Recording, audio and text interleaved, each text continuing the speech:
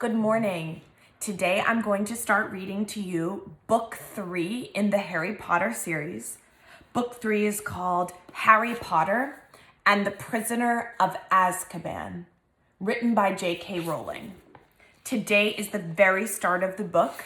We begin with Chapter 1, Owl Post. Let's read. Harry Potter was a highly unusual boy in many ways. For one thing, he hated the summer holidays more than any other time of year. For another, he really wanted to do his homework but was forced to do it in secret, in the dead of the night. And he also happened to be a wizard. It was nearly midnight and he was lying on his stomach in bed, the blankets drawn right over his head like a tent, a flashlight in one hand and a large leather-bound book, A History of Magic, by Bathilda Bagshot, propped up against the pillow. Harry moved the tip of his eagle feather quill down the page, frowning as he looked for something that would help him write his essay. Witch burning in the 14th century was completely pointless. Discuss. The quill paused at the top of a likely-looking paragraph. Harry pushed his round glasses up the bridge of his nose, moved his flashlight closer to the book, and read. Non-magic people, more commonly known as muggles, were particularly afraid of magic in medieval times, but not very good at recognizing it.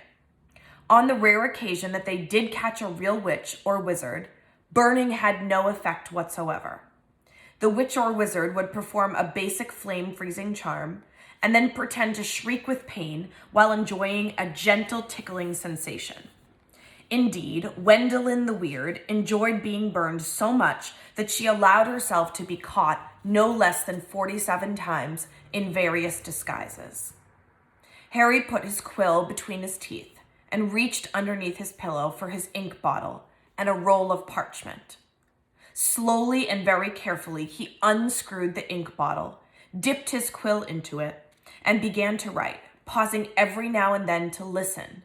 Because if any of the Dursleys heard the scratching of his quill on their way to the bathroom, he'd probably find himself locked in the cupboard under the stairs for the rest of the summer. The Dursley family of number 4 Privet Drive was the reason that Harry never enjoyed his summer holidays.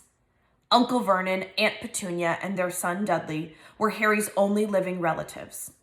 They were muggles, and they had a very medieval attitude toward magic. Harry's dead parents, who had been a witch and wizard themselves, were never mentioned under the Dursleys' roof. For years, Aunt Petunia and Uncle Vernon had hoped that if they kept Harry as downtrodden as possible, they would be able to squash the magic out of him. To their fury, they had been unsuccessful. These days they lived in terror of anyone finding out that Harry had spent most of the last 2 years at Hogwarts School of Witchcraft and Wizardry. The most they could do, however, was to lock away Harry's spellbooks, wand, cauldron, and broomstick at the start of the summer break, and forbid him to talk to the neighbors. This separation from his spellbooks had been a real problem for Harry, because his teachers at Hogwarts had given him a lot of holiday work. One of the essays, a particularly nasty one about shrinking potions, was for Harry's least favorite teacher, Professor Snape, who would be delighted to have an excuse to give Harry detention for 1 month. Harry had therefore seized his chance in the first week of the holidays, while Uncle Vernon, Aunt Petunia, and Dudley had gone out into the front garden to admire Uncle Vernon's new company car in very loud voices so that the rest of the street would notice it too. Harry had crept downstairs, picked the lock on the cupboard under the stairs, grabbed some of his books, and hidden them in his bedroom. As long as he didn't leave spots of ink on the sheets, the Dursleys need never know that he was studying magic by night. Harry was particularly keen to avoid trouble with his aunt and uncle at the moment, as they were already in an especially bad mood with him. All because he'd received a telephone call from a fellow wizard 1 week into the school vacation. Ron Weasley, who was one of Harry's best friends at Hogwarts, came from a whole family of wizards. This meant that he knew a lot of things Harry didn't, but had never used a telephone before. Most unluckily, it had been Uncle Vernon who had answered the call. Vernon Dursley speaking. Harry, who happened to be in the room at the time, froze as he heard Ron's voice answer. Hello? Hello? Can you hear me? I want to talk to Harry Potter. Ron was yelling so loud that Uncle Vernon jumped and held the receiver a foot away from his ear, staring at it with an expression of mingled fury and alarm. Who is this? He roared in the direction of the mouthpiece. Who are you? Ron Weasley, Ron bellowed back, as though he and Uncle Vernon were speaking from opposite ends of a football field. I'm a friend of Harry's from school. Uncle Vernon's small eyes swiveled around to Harry, who was rooted to the spot. There is no Harry Potter here, he roared, now holding the receiver at arm's length as though frightened it might explode. I don't know what school you're talking about. Never contact me again. Don't you come near my family. And he threw the receiver back onto the telephone as if dropping a poisonous spider. The fight that had followed had been one of the worst ever. How dare you give this number to people like you, Uncle Vernon had roared, spraying Harry with spit. Ron obviously realized that he'd gotten Harry into trouble because he hadn't called again. Harry's other best friend from Hogwarts, Hermione Granger, hadn't been in touch either. Harry suspected that Ron had warned Hermione not to call, which was a pity because Hermione, the cleverest witch in Harry's year, had Muggle parents, knew perfectly well how to use a telephone, and would probably have had enough sense not to say that she went to Hogwarts. So Harry had had no word from any of his wizarding friends for 5 long weeks, and this summer was turning out to be almost as bad as the last one. There was just one very small improvement. After swearing that he wouldn't use her to send letters to any of his friends, Harry had been allowed to let his owl, Hedwig, out at night. Uncle Vernon had given in because of the racket Hedwig made if she was locked in her cage all the time. Harry finished writing about Wendell and the Weird and paused to listen again. The silence in the dark house was broken only by the distant grunting snores of his enormous cousin, Dudley. It must be very late, Harry thought. His eyes were itching with tiredness. Perhaps he'd finish this essay tomorrow night. He replaced the top of the ink bottle, pulled an old pillowcase from under his bed, put the flashlight, A History of Magic, his essay, quill, and ink inside it, got out of bed, and hid the lot under a loose floorboard under his bed. Then he stood up, stretched, and checked the time on the luminous alarm clock on his bedside table. It was 1 o'clock in the morning. Harry's stomach gave a funny jolt. He had been 13 years old without realizing it for a whole hour. Yet another unusual thing about Harry was how little he looked forward to his birthdays. He had never received a birthday card in his life. The Dursleys had completely ignored his last 2 birthdays, and he had no reason to suppose they would remember this one. Harry walked across the dark room past Hedwig's large empty cage to the open window. He leaned on the sill, the cool night air pleasant on his face after a long time under the blankets. Hedwig had been absent for 2 nights now. Harry wasn't worried about her. She'd been gone this long before.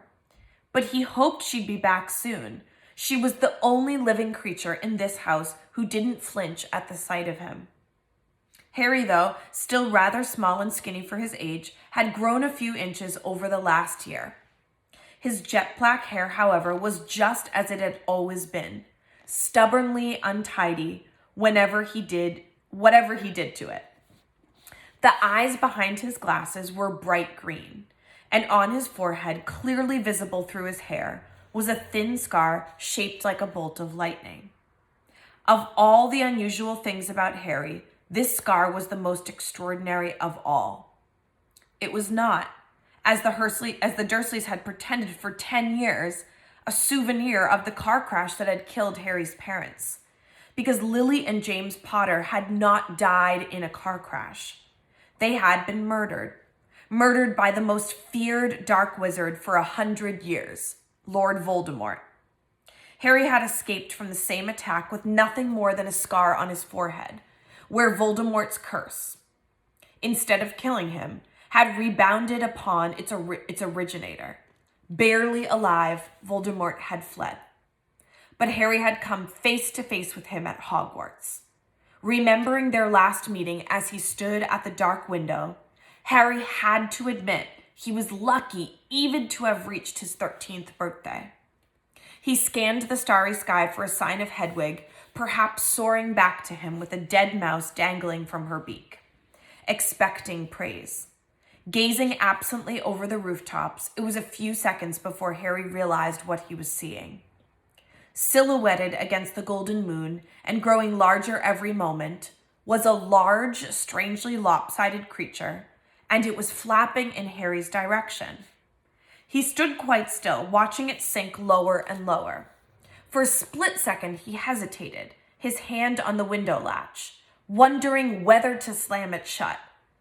But then the bizarre creature soared over one of the street lamps of Privet Drive, and Harry, realizing what it was, leapt aside. Through the window soared 3 owls, 2 of them holding up the third, which appeared to be unconscious.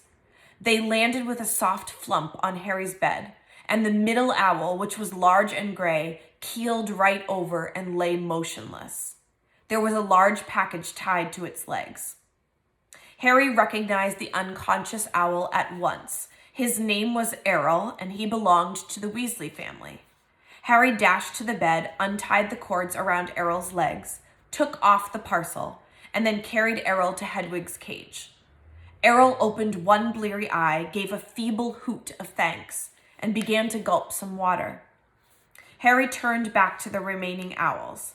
One of them, the large snowy female, was his own Hedwig.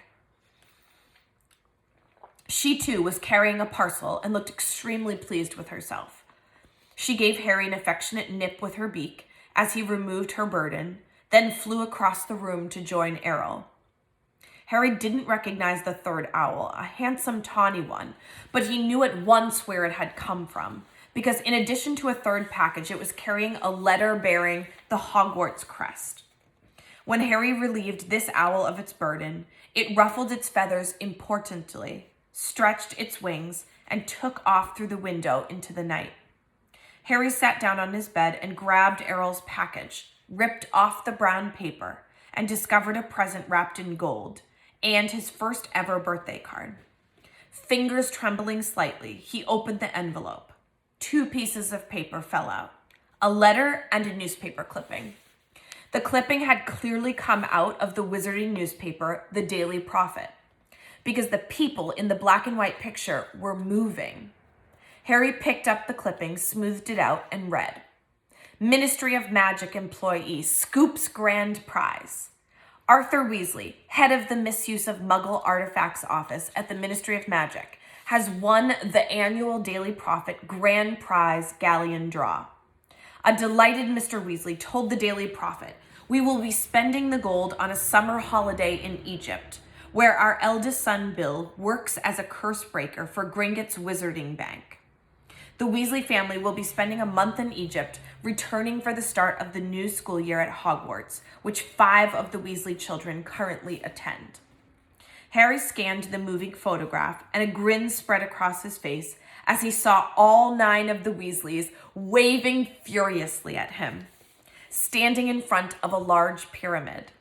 Plump little Mrs. Weasley, tall, balding Mr. Weasley, 6 sons and 1 daughter, all, though the black and white picture didn't show it, with flaming red hair.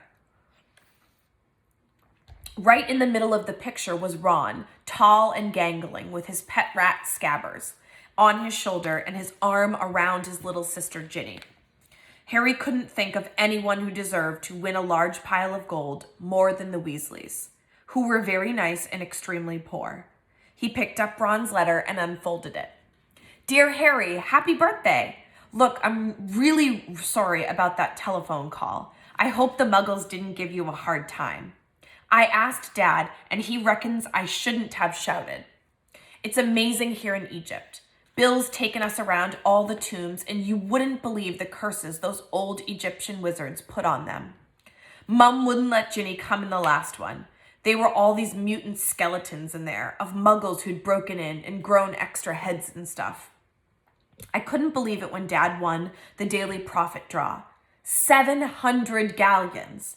Most of it's gone on this trip, but they're going to buy me a new wand for next year. Harry remembered only too well the occasion where Ron's old wand had snapped. It had happened when the car the two of them had been flying to Hogwarts had crashed into a tree on the school grounds. We'll be back about a week before term starts, and we'll be going up to London to get my wand and our new books. Any chance of meeting you there? Don't let the Muggles get you down. Try and come to London. Ron. P.S. Percy's head boy. He got the letter last week. Harry glanced at the photograph. Percy, who was in his 7th and final year at Hogwarts, was looking particularly smug. He had pinned his head boy badge to the fez perched jauntily on top of his neat hair, his horn-rimmed glasses flashing in the Egyptian sun. Harry now turned to his present and unwrapped it. Inside was what looked like a miniature glass spinning top. There was another note from Ron beneath it. Harry, this is a pocket sneakoscope. If there's someone untrustworthy around, it's supposed to light up and spin. Bill says it's rubbish, sold for wizard tourists, and isn't reliable because it kept lighting up at dinner last night. But he didn't realize Fred and George had put beetles in his soup. Bye, Ron. Harry put the pocket sneakoscope on his bedside table where it stood quite still, balanced on its point, reflecting the luminous hands of his clock. He looked at it happily for a few seconds, then picked up the parcel Hedwig had brought. Inside this, too, there was a wrapped present, a card and a letter, this time from Hermione. Dear Harry, Ron wrote to me and told me about his phone call to your Uncle Vernon. I do hope you're all right. I'm on holiday in France at the moment, and I didn't know how I was going to send this to you. What if they'd open it at customs? But then Hedwig turned up. I think she wanted to make sure you got something for your birthday for a change. I bought your present by owl order. There was an advertisement in the Daily Prophet. I've been getting it delivered. It's so good to keep up with what's going on in the wizarding world. Did you see that picture of Ron and his family a week ago? I bet he's learning loads. I'm really jealous. The ancient Egyptian wizards were fascinating. There's some interesting local history of witchcraft here too.